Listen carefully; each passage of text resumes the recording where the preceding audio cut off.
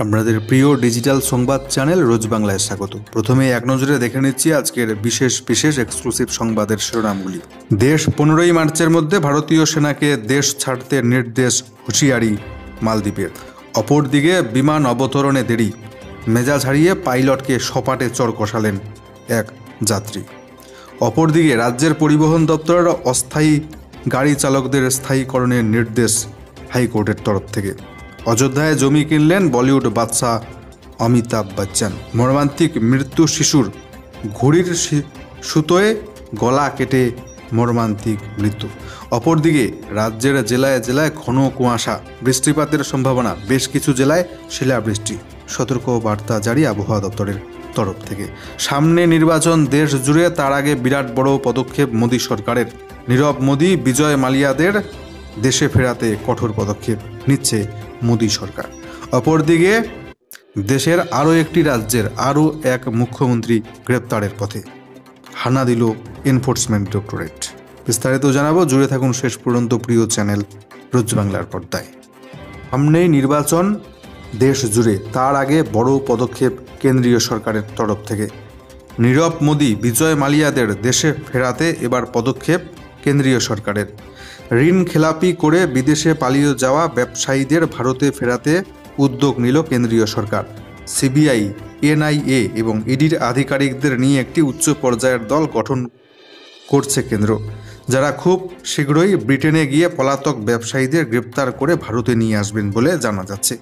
মূলত সঞ্জয় ভান্ডারী, ব্যবসায়ী বিজয় মালিয়া, হিরে ব্যবসায়ী নীরব মোদীকে দেশে ফেরানোর জন্য এই উদ্যোগ বলে কেন্দ্রের তরফে জানানো হচ্ছে। কেওয়াইসি না থাকলে নিষ্ক্রিয় করে দেওয়া হবে আপনার গাড়ির ফাস্ট্যাগ। ব্যাংকের কেওয়াইসি আপডেট না থাকলে আগামী 31শে জানুয়ারির পর থেকে নিষ্ক্রিয় হয়ে যাবে আপনার ফাস্ট্যাগ অ্যাকাউন্ট। টাকা থাকলেও তা ব্যবহার করা যাবে না। সোমবার এমনটাই জানিয়ে দিল ন্যাশনাল হাইওয়েজ অথরিটি। রিজার্ভ ব্যাংকের গাইডলাইন অনুযায়ী এই পদক্ষেপ করা হবে।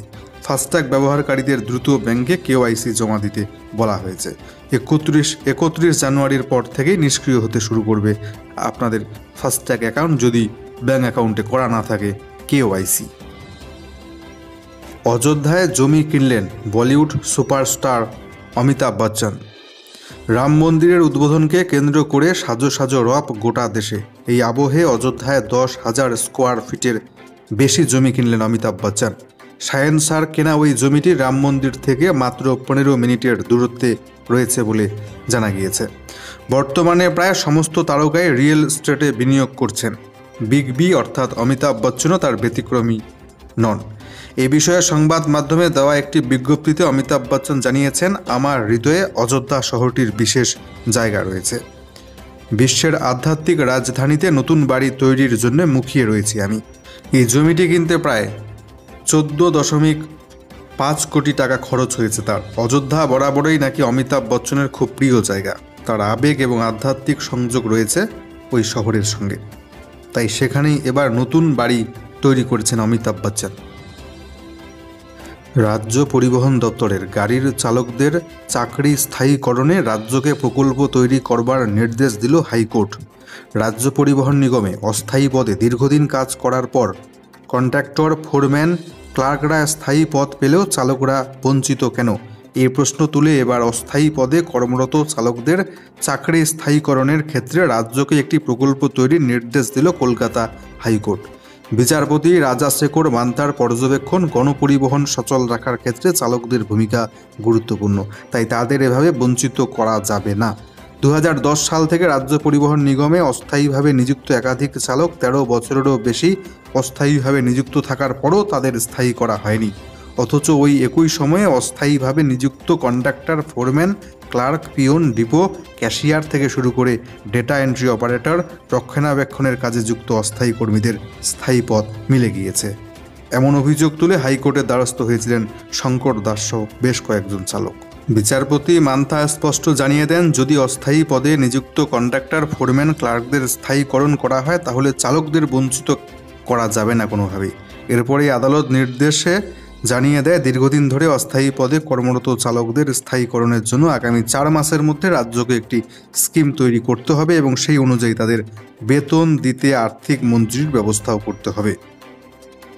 বিমান অবতরণে দেরি, তাই মেজাজ হারিয়ে পাইলটকেই সপাটে চড় কষালেন এক যাত্রী। বিমান অবতরণে দেরি হবার জেরে মেজাজ হারিয়েছেন যাত্রী, আর তার আক্রোশ গিয়ে পড়ল পাইলটের ওপর। ঘটনাটি ঘটেছে ইন্ডিগোর দিল্লি থেকে গোয়াগামী একটি বিমানে। বিমানটি কুয়াশার কারণে নির্ধারিত সময়ের থেকে 13 ঘন্টা দেরিতে চলছিল। সেই সংক্রান্ত ঘোষণাই করছিলেন পাইলট। এমন সময় সাহিল কাটারাইয়া নামের ওই যাত্রী উঠে এসে সজোরে সপাটে চর কষিয়ে দেন পাইলটের গালে।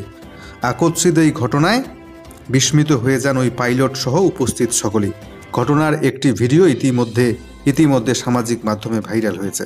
ওই যুবকের বিরুদ্ধে যথাযথ আইনি পদক্ষেপ নেওয়া হবে বলে জানানো হয়েছে ইন্ডিগো উড়ান সংস্থার তরফ থেকে।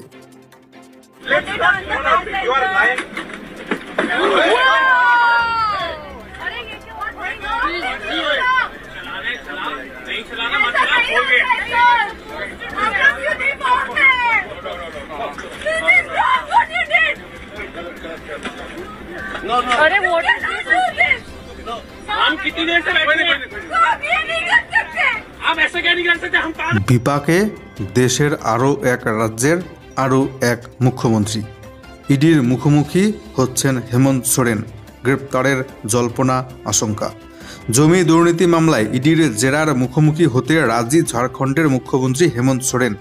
কেন্দ্রীয় তদন্তকারী সংস্থার 8ম সমনের প্রেক্ষিতে এই সিদ্ধান্ত নিতে বাধ্য হলেন তিনি।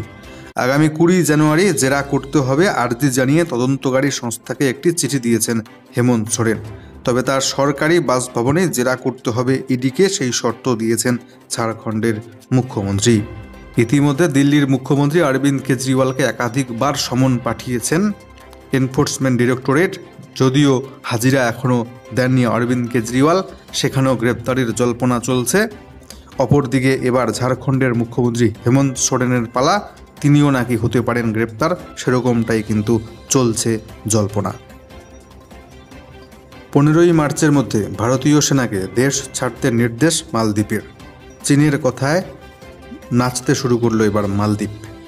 নির্বাচনে জিতেই অবিলম্বে ভারতীয় সেনাকে দেশ ছেড়ে চলে যেতে বলেছিলেন মালদ্বীপের নয়া প্রেসিডেন্ট মোহাম্মদ মুইজ্জু। এর মধ্যেই কিছুদিন আগে ভারতের প্রধানমন্ত্রী নরেন্দ্র মোদীর সম্পর্কে মালদ্বীপের 3 জন মন্ত্রীর মন্তব্য ঘিরে দুই দেশের কূটনৈতিক চাপানোতর তুঙ্গে উঠেছে। এই আবহে শনিবার নাম না করে ভারতকে আবার হুঁশিয়ারি দিয়েছেন সেই মালদ্বীপের প্রেসিডেন্ট মুইজ্জু। এরপর রবিবার ভারতীয় সেনাকে দেশ ছাড়বার দিন নির্ধারিত করে দিল মুইজ্জু সরকার। আগামী 15ই মার্চের মধ্যে মালদ্বীপ ছাড়তে বলা হয়েছে ভারতীয় সেনাকে। জানা গিয়েছে মালদ্বীপের তরফে বলা হয়েছে আগামী 15ই মার্চের মধ্যে দেশ ছাড়তে হবে ভারতীয় সেনাকে। শনিবার 5 দিনের চীন সফর সেরে দেশে ফিরেই হুঙ্কার দিয়েছিলেন মুইজ্জু। বলেছিলেন, আমরা ক্ষুদ্র দেশ হতে পারি, কিন্তু সেজন্য আমাদের ভয়ে দেখিয়ে দাবিয়ে রাখার লাইসেন্স দেব না কাউকে। এভাবে নাম না করে তিনি ভারতকেই হুঁশিয়ারি দিয়েছেন বলে মনে করা হচ্ছে। রাজ্যের বেশ কয়েকটি জেলায় বৃষ্টিপাতের সম্ভাবনা। কিছু কিছু জায়গায় তুষারপাত, সাথে সাথে শিলাবৃষ্টির সতর্কবার্তা জারি। বাংলার উত্তরবঙ্গ থেকে শুরু করে দক্ষিণবঙ্গের জেলায় জেলায় কেমন থাকবে আবহাওয়া দপ্তর কি জানাচ্ছে জানাবো আপনাদেরকে বিস্তারিত। আজকে মঙ্গলবার উত্তরবঙ্গের দার্জিলিং, কালিম্পং জেলার 2-1টি জায়গায় হালকা বৃষ্টির সাথে কিছু কিছু জায়গায় তুষারপাতের সম্ভাবনা রয়েছে। আজকে উত্তরবঙ্গের আলিপুরদুয়ার জেলার কিছু কিছু জায়গায় হালকা বৃষ্টি হতে পারে। এছাড়া উত্তরবঙ্গের বাকি জেলাগুলির আবহাওয়া আজকে শুকনোই থাকবে। 17ই জানুয়ারি বুধবার দার্জিলিং, কালিম্পংয়ে হালকা বৃষ্টি, তার সাথে 2-1 জায়গায় তুষারপাতের সম্ভাবনা। কার্শিয়াংয়ে শিলাবৃষ্টির সম্ভাবনা রয়েছে বুধবার। ওই সময় উত্তরবঙ্গের বাকি জেলাগুলির বিভিন্ন জায়গায় হালকা বৃষ্টি হতে পারে। আজ এবং আগামীকাল অর্থাৎ বুধবার উত্তরবঙ্গের প্রায় বেশিরভাগ জেলাতেই ঘন কুয়াশা থাকতে চলেছে। অপরদিকে আবহাওয়া দপ্তর জানাচ্ছে গাঙ্গেয় পশ্চিমবঙ্গের দক্ষিণ 24 পরগনা, পূর্ব মেদিনীপুরের কিছু কিছু জায়গায় হালকা বৃষ্টির সম্ভাবনা আজকে। এছাড়া বাকি জেলাগুলির আবহাওয়া থাকবে শুকনো। বুধবার নাগাদ সবকটি জেলার, দক্ষিণবঙ্গের সবকটি জেলাতেই বুধবার নাগাদ বিভিন্ন জায়গায় বিক্ষিপ্তভাবে হালকা বৃষ্টির সম্ভাবনা থাকছে। আজকে আগামীকাল হালকা থেকে মাঝারি কুয়াশা থাকবে দক্ষিণবঙ্গের জেলাগুলিতে।